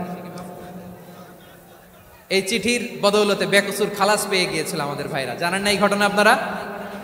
তাহলে গভর্নমেন্ট টু গভর্নমেন্ট চিঠি দেওয়া হয়। 7ম হিজরিতে বিষ্ণু ইসলাম সব সুপার পাওয়ারের কাছে চিঠি দিলেন, রোমান সম্রাটের কাছে, পারস্য অধিপতির কাছে, মিশরের অধিপতির কাছে, সবার কাছে চিঠি লিখলেন। চিঠির ভাষা ছিল এরকম, মিন মুহাম্মাদিন রাসূলিল্লাহ ইলা মুকাওকিস আযীমিল কিবত, মুহাম্মদ রাসূলুল্লাহর পক্ষ থেকে মিশরের বাদশার কাছে, আসলিম তাসলাম, ইসলাম মানো শান্তিতে থাকবা, সালামুন আলা মান ইত্তাবা আল হুদা, শান্তি তার জন্য যে হেদায়েতের অনুসরণ করে। সুবহানাল্লাহ পড়েন। তো এই চিঠি অনেকে ভালোভাবে রিসিভ করেছে, অনেকে এই চিঠি পাওয়ার পরে নবীর কাছে আবার ইন রিটার্ন উপহার পাঠিয়েছে। কি পাঠিয়েছে? উপহার। মিশরের বাদশা মুকাওকিস তিনি বিশ্বনবীকে বিশাল এক উপহারের ডালি পাঠিয়েছেন। মিশরের বাদশা মুকাওকিস ছিলেন ধর্মে খ্রিস্টান। লালমনিরহাটের ভাইয়েরা আওয়াজ করে বলেন, মিশরের বাদশা ধর্মে কি ছিল? খ্রিস্টান। কি উপহার দিয়েছিল আমার নবীকে? শুনতে মনে চায়? আওয়াজ নাই লালমনিরহাটের গলায়, শুনতে মনে যায়? 1000 স্বর্ণ মুদ্রা, 1000 স্বর্ণ মুদ্রা। 2টা খ্রিস্টান দাসী, একজনের নাম মারিয়া বিনতে শামউন আল কিবতিয়া, আরেকজনের নাম সিরিন বিনতে শামউন আল কিবতিয়া। একজন খ্রিস্টান দাস 20 থান কাপড় জামা বানানোর জন্য, আমরা নবী যেন সেলাই করে জামা বানাতে পারে এই জন্য 20 থান কাপড়, 20 থান ফাইন গার্মেন্ট। সুবহানাল্লাহ পড়বেন না? এরপরে একটা গাধা যেটার নাম ছিল উফাইর, আর একটা খচ্চর এটার নাম ছিল দুলদুল। খচ্চর চেনেন? গাধা আর ঘোড়ার ক্রসিং এ যে প্রাণীটা দুনিয়াতে আসে ওটার খচ্চর বলে। তো এই যে সুপার পাওয়ার, খ্রিস্টান বাদশার কাছে নবী চিঠি লিখলেন, ওই খ্রিস্টান বাদশা আমার নবীকে উপহার দিল, বিশ্বনবী এই উপহারগুলো সানন্দে গ্রহণ করেছে। সুবহানাল্লাহ পড়বেন না? তাহলে অমুসলিম কেউ যদি আপনাকে উপহার দেয়, হালাল উপহার হলে আপনি গ্রহণ করতে পারবেন। অনুরূপভাবে পারস্যের বাদশাহ, রোম সম্রাট বিশ্বনবীকে উপহার পাঠিয়েছেন, আমার নবী সবগুলো উপহার গিফট গ্রহণ করেছেন। সুবহানাল্লাহ বলেন। তাহলে প্রিয় লালমনিরহাট, আওয়াজ করে বলুন, ইসলাম কি ন্যারো মাইন্ডেড রিলিজিয়ন না ব্রড মাইন্ডেড?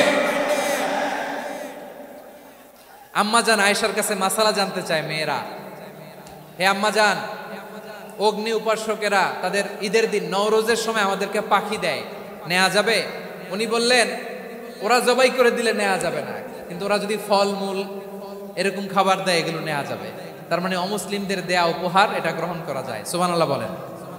শুধু তাই নয়, বিষ্ণু ঈসা ইসলাম অমুসলিমদের সাথে আর্থিক লেনদেনও করেছেন, ফিনান্সিয়াল ডিলিং করেছেন। অমুসলিমদের সাথে প্রয়োজনে আপনি ফিনান্সিয়াল ডিলিং করতে পারবেন। আমরা প্রায় দেখি বাজারের মিষ্টির দোকানগুলো আমার হিন্দু ভাইদের। লালমনিরহাটে মিষ্টির দোকান, দইয়ের দোকান কারা চালায়? হিন্দুরা চালায় না? তারপরে যে বারবার শপ, চুল কাটে যে নাপিত, অধিকাংশ নাপিতের দোকানে কারা? আমার হিন্দু ভাইরা। তা আপনি চুল কাটতে পারবেন কিনা? পারবেন কিনা বলেন? পারবেন। তার দোকান থেকে দই মিষ্টি কিনতে পারবেন কিনা? হ্যাঁ, আমার মুসলিম ভাইয়ের দোকান থাকলে ওইটারে আমি বেশি প্রায়োরিটি দিব, ঠিক কিনা? কিন্তু যদি তাদের সার্ভিস নিতে চান, প্রোডাক্ট নিতে চান, পারবেন। তার দলিল সহিহ বুখারী, আম্মা জান আয়েশা রাদিয়াল্লাহু তাআলা আনহা বলেন, ইশতারা রাসূলুল্লাহ সাল্লাল্লাহু আলাইহি ওয়াসাল্লাম মিন ইয়াহুদিয়িন তুআমান ওয়া রাহানাহু দিরআহু মিন হাদিদ। রাসূল সাল্লাল্লাহু আলাইহি ওয়াসাল্লাম এক ইহুদির কাছ থেকে, কার কাছ থেকে? সবাই বলে নাই, কার কাছ থেকে?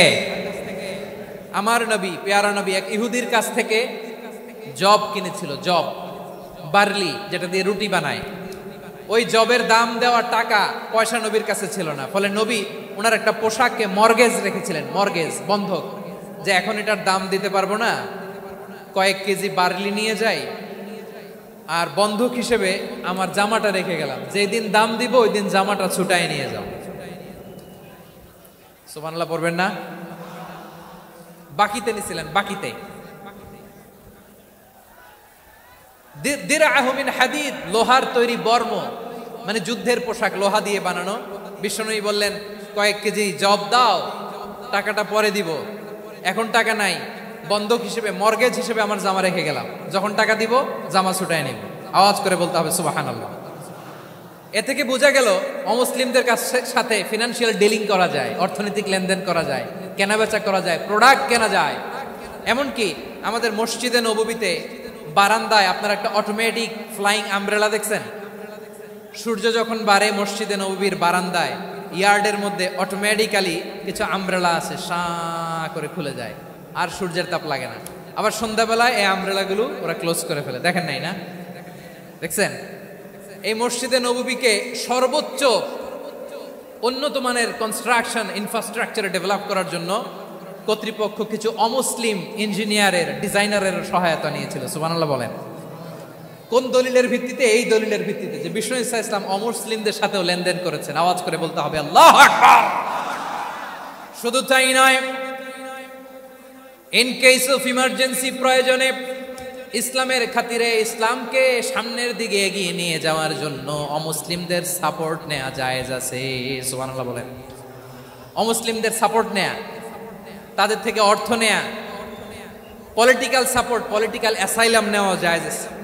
আমাদের অনেক বিশ্ববরেণ্য দায়ীরা আমেরিকায় অস্থায়ীভাবে অ্যাসাইলাম নিয়ে থাকে, নিজের দেশে গেলে ফাঁসিতে ঝুলাই দিবে। যুগ যুগ ধরে দায়ীদের উপর এরকম অত্যাচার আর নির্যাতন আছে না নাই? মিশরের অনেক দায়ীরা পাশ্চাত্যে যেয়ে থাকে, এই যে তারা পলিটিক্যাল অ্যাসাইলাম নিয়ে থাকে, রাজনৈতিক আশ্রয়, এটা জায়েজ আছে না?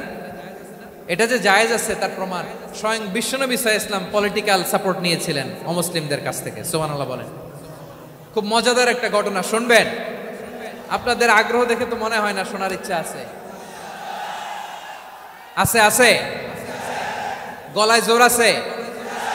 লিল্লাহি তাকবীর, লিল্লাহি তাকবীর, নারে তাকবীর। মাশাআল্লাহ।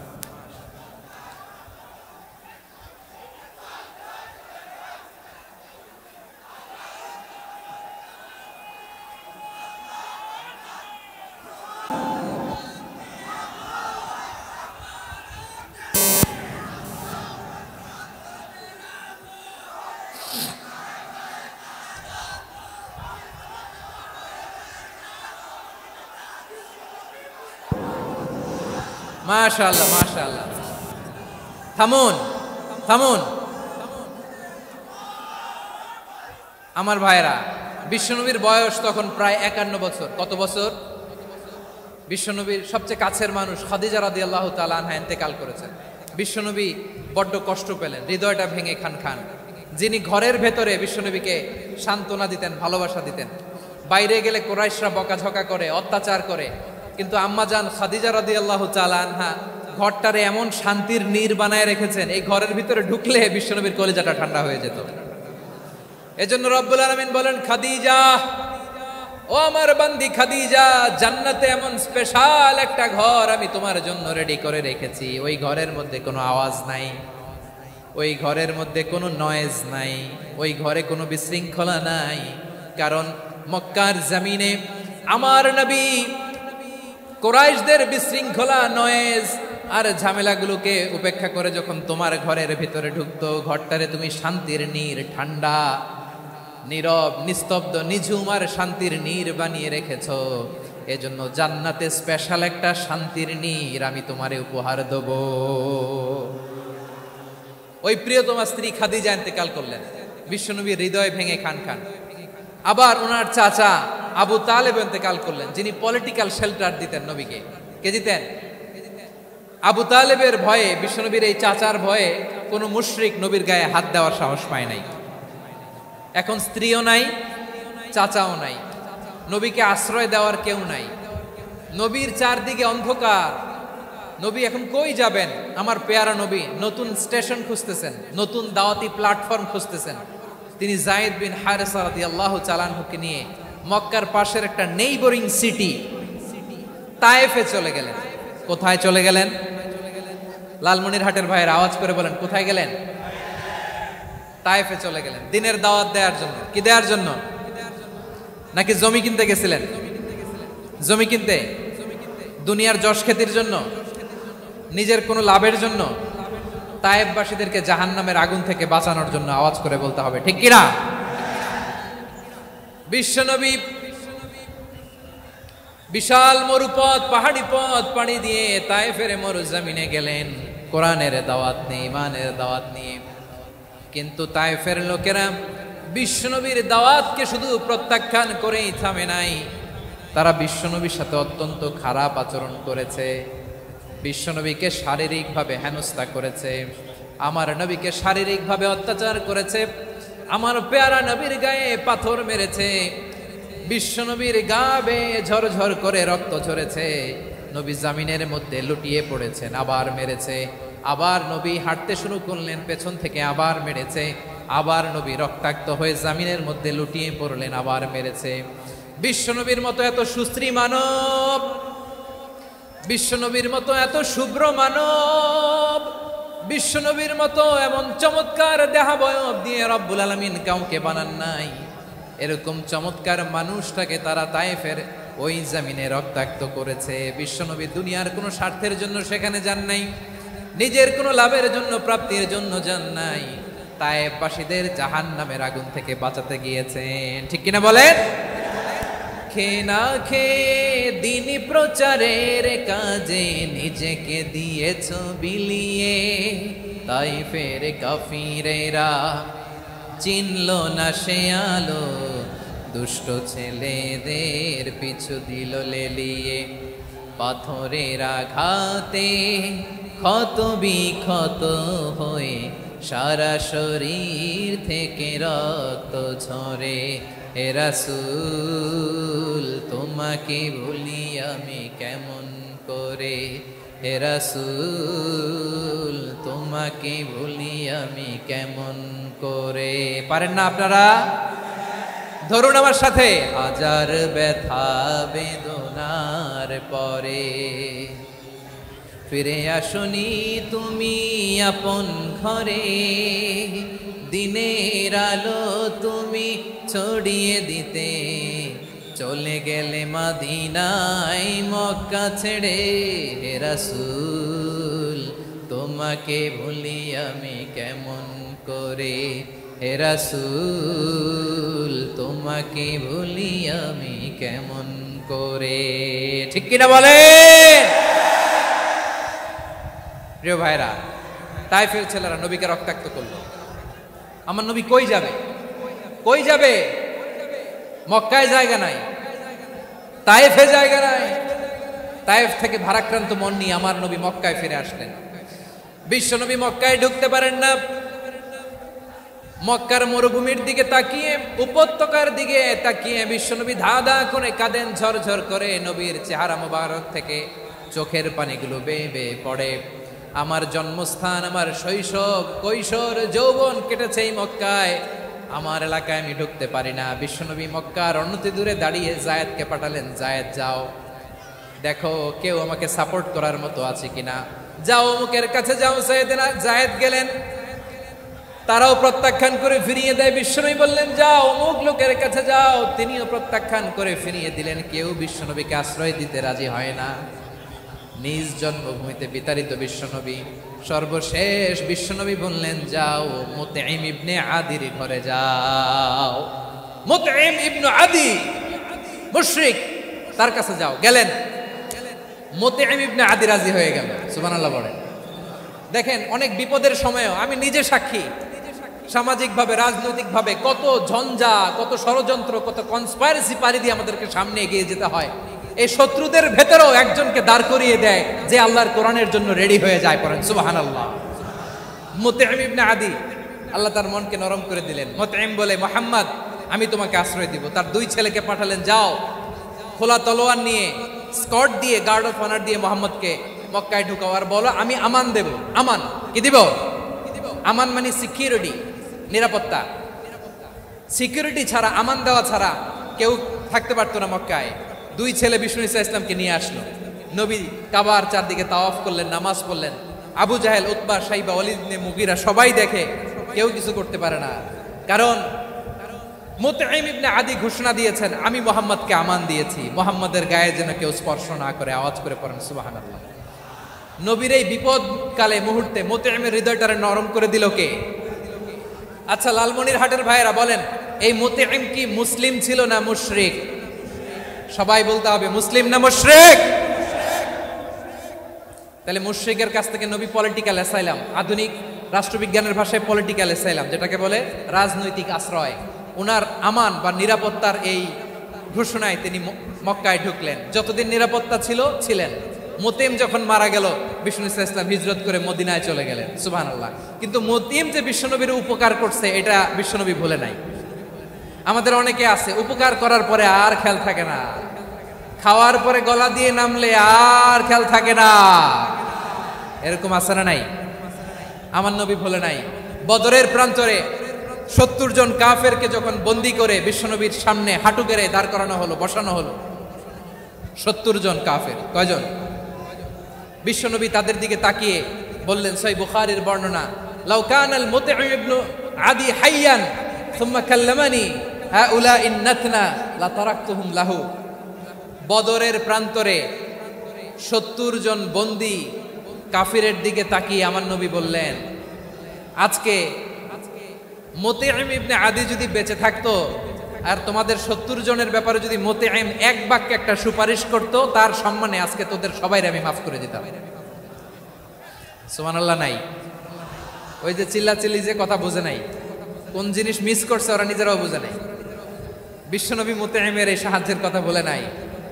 70 জন মুশরিক হাঁটু গেড়ে বসা, নবী চাইলে এখনই এক্সিকিউশন অর্ডার দিতে পারে। তিনি বললেন, আজকে যদি মুতঈম বেঁচে থাকতো আর মুতঈম যদি তোদের জন্য সুপারিশ করতে, এই আবর্জনাগুলোর ব্যাপারে সুপারিশ করতে, আমি মুহূর্তেই তোদেরকে এমনি মাফ করে দিতাম। এবার বলেন ইসলাম কি ন্যারো মাইন্ডেড না ব্রড মাইন্ডেড? শুধু তাই নয়, যাকে যে সম্মান দেয়ার আমার নবী দিতেন, হোক আস্তিক হোক নাস্তিক, হোক মুসলিম হোক অমুসলিম। বিষ্ণু ইসলাম যখন রোমান সম্রাটের কাছে চিঠি লিখেছেন, আমার প্রিয় লালমনিরহাটের ভাইরা, অল্প কয়েক মিনিট কয়েকটা জরুরি কথা বলবো, এদিকে তাকান, এদিকে তাকান। রোমান সম্রাটের কাছে বিশ্বনবী যখন চিঠি লিখলেন মিন মুহাম্মদ রাসূলিল্লাহ ইলা হিরাকলা আযীমির রোম, মুহাম্মদের পক্ষ থেকে হিরাক্লিয়াসের কাছে, যিনি হচ্ছেন আযীমির রোম। এটা নবী নিজ থেকে বানায় লিখছেন অতিরিক্ত সম্মান দিয়ে। হাটের জেলা স্টেডিয়ামে আমার প্রিয় মায়েরা বোনেরা, আপনাদের জন্য একটা হাদিস বলে শেষ করব। বিশ্বনবী বলেন, আমার মায়েরা খেয়াল করে শুনুন, বিশ্বনবী আপনাদের উদ্দেশ্য করে বলেন, আল মারআতু ইযা সাল্লাত খামসাহা ওয়া সামাত শাহরাহা হাফিজাত ফুরুজাহা আতাআত বা'লাহা ফালতাদখুল মিন আইয়ি আবওয়াবিল জান্নাতি শাআত। বিশ্বনবী বলেন, ও রমণীরা, ও নারীরা, যে সমস্ত নারী এই চারটা কাজ করবে, এই চারটা কাজের গ্যারান্টি দিবে, তাদেরকে জান্নাতের 8টা দরজার গ্যারান্টি দেয়া হবে। কি চারটা কাজ? 1 নম্বর, আল মারআতু ইযা সাল্লাত খামসাহা, যে নারী 5 ওয়াক্ত নামাজ পড়ে। কি করে? জেলা স্টেডিয়ামে অবস্থানরত আমার নারীরা বোনেরা, বিশ্বনবী আপনাদেরকে 4টা কাজের কথা বলেছেন, খুব বেশি না। 4টা করলে 8 জান্নাতের দরজা সব খোলা। কোনটা দিয়ে যাবেন? যেটা দিয়ে মনে চায়। 1 নাম্বার 5 ওয়াক্ত নামাজ। আমার বোনেরা জোহরের নামাজ পড়তে পড়তে এটা আসরে নিয়ে যায়, আসর পড়তে পড়তে এটা মাগরিবে নিয়ে যায়। এরকম আসরা নাই? লালমনিরহাটে হয়তো নাই। আমার বোনেরা এটা করবেন না। ইন্নাস সালাতা কানাত আলাল মুমিনিনা কিতাবাম মাওকুতা, সময় মতো পড়বেন। সামাত শাহরা, রমাদানের রোজাগুলো রাখবেন। হাফিজাত ফুরুজাহা, যে নারী তার চরিত্রকে হেফাজত করে, তার প্রাইভেট হেফাজত করে, তার লজ্জাস্থান হেফাজত করে। ও মায়েরা, আপনার এই গর্ভ যে কত দামি আপনি জানেন না। আপনার এই গর্ভ থেকে জন্মাবে আগামী সালাহুদ্দিন আল আইয়ুবী, আপনার গর্ভ থেকেই জন্মাবে ইমাম আল মাহদি আল মুনতাদার, আপনার পেট থেকে জন্মাবে আবু সাইদের মতো বীর সৈনিক, আপনার পেট থেকে জন্মাবে মুগ্ধের মতো বীর মুজাহিদ। আপনি জানেন না কে আসবে আপনার পেট থেকে। সময়টাকে কাজে লাগান, ইসলামকে বুঝেন, মানেন, আমাদের ইসলামিক লেকচারগুলো শোনেন, আমরা যে বার্তাগুলো, ইনস্ট্রাকশনগুলো, দিক নির্দেশনাগুলো আপনাদের খেদমতে রাখি, এগুলো মেনে চলুন। আপনিই পারেন আপনার ঘরটাকে জান্নাতের টুকরা বানাতে। একটা family, it's a very big institution and you are the MD, the managing director of this institution. চিল্লায় বলেন ঠিক কিনা? চাইলেই পারেন ঘরটারে জান্নাতের টুকরা বানাতে। 5 ওয়াক্ত সালাত, রমাদানের রোজা, নিজের চরিত্রের হেফাজত, ও আতাআত বা'লাহা, স্বামীর আনুগত্য। এটাতে অনেকে ভুল করে থাকে। হায় রে আমার বোনেরা, স্বামীর আনুগত্যকে এটা নিজের অপমান মনে করবেন না। আপনার স্বামী আপনার সবচেয়ে বড় গার্ডিয়ান, তিনি আপনার সবচেয়ে ভালো চায়। নারী কখনো গার্ডিয়ানশিপের বাইরে থাকতে পারে না। হয় আপনি বাবার গার্ডিয়ানশিপের ভেতরে, বাপ না থাকলে ভাই আপনার গার্ডিয়ান, ভাই না থাকলে চাচা গার্ডিয়ান, বিয়ের পরে আপনার স্বামী আপনার গার্ডিয়ান। শরিয়া সম্মত স্বামীর আদেশগুলো আপনি মেনে চলবেন, কিন্তু শরিয়া বিরুদ্ধ কোনো আদেশ মানতে আপনি বাধ্য নয়। আওয়াজ করে বলুন সবাই ঠিক কিনা? এই 4টা কাজ যদি কোনো নারী করে, বিশ্বনবী বলেন জান্নাতের 8টা দরজা খোলা। তোমার যেটা দিয়ে মনে চায় সেটা দিয়ে জান্নাতে তুমি এন্ট্রি নিতে পারবা। আমরা এখানে লালমনিরহাটের সোহরাওয়ার্দী ময়দানে আজকে যেমন একত্রিত হতে পারলাম, আল্লাহর জান্নাতেও যেন একত্রিত হতে পারে। আল্লাহ তুমি তৌফিক দান করো। আল্লাহ আমার এই কলিজার টুকরা যুবক ভাইদেরকে তুমি উমরে ফারুকের মতো কবুল করো। জেলা স্টেডিয়ামে অবস্থানরত আমার মা বোনদেরকে তুমি ফাতেমার মতো, খাদিজার মতো কবুল করো। আমাদের কলিজার টুকরা সন্তানদেরকে তুমি সালাহুদ্দিন আল আইয়ুবীর মতো কবুল করো। এই যে ইসলামিক সোসাইটি লালমনিরহাটকে আল্লাহ তুমি কবুল করো। আল্লাহ যে কথাগুলো বললাম এগুলো প্রথমে আমাকে, আমার সব ভাইদেরকে আমল করার তৌফিক দান করো। রব্বানা যালামনা আনফুসানা ওয়া ইন লাম তাগফির লানা ওয়া তারহামনা লানাকুনান্না মিনাল খাসিরিন। রব্বানা আতিনা ফিদ দুনিয়া হাসানাতাও ওয়া ফিল আখিরাতি হাসানাতাও ওয়া কিনা আযাবান নার। রব্বুল আলামিন আরশের মালিক, লক্ষ লক্ষ তাওহীদি জনতা দুনিয়ার কোনো কিছুর আশায় নয়, দুনিয়ার কোনো কিছুর জন্য নয়, তোমার কোরআনের প্রেমে, ইসলামের প্রেমে হাজির হয়েছে। আল্লাহ আমার ভাইদেরকে কবুল আর মঞ্জুর করে দাও। ইসলামের জন্য এই গণজোয়ার, এই উচ্ছ্বাস, এই এনার্জি শক্তিগুলোকে আগামীর ইসলামের জন্য কবুল আর মঞ্জুর করে নাও। গাড়িতে করে, হুন্ডায় চড়ে, সাইকেল দিয়ে, রেল লাইন দিয়ে, রেলে চড়ে চড়ে লক্ষ লক্ষ ভাইরা বিভিন্ন জেলা থেকে আজকের এই ঐতিহাসিক লালমনিরহাটের প্রোগ্রামে যারা জয়েন করলো, নিরাপদে তুমি আবার তাদেরকে গন্তব্যে পৌঁছে দিও। রব্বানা তাকাব্বাল মিন্না ইন্নাকা আনতাস সামিউল আলিম ওয়া তুব আলাইনা ইয়া মাওলানা ইন্নাকা আনতাত তাওয়াবুর রহিম। সুবহানা রাব্বিকা রাব্বিল ইজ্জাতি আম্মা ইয়াসিফুন ওয়া সালামুন আলাল মুরসালিন والحمد لله رب العالمين واجعل آخر كلامنا عند الموت لا إله إلا الله محمد رسول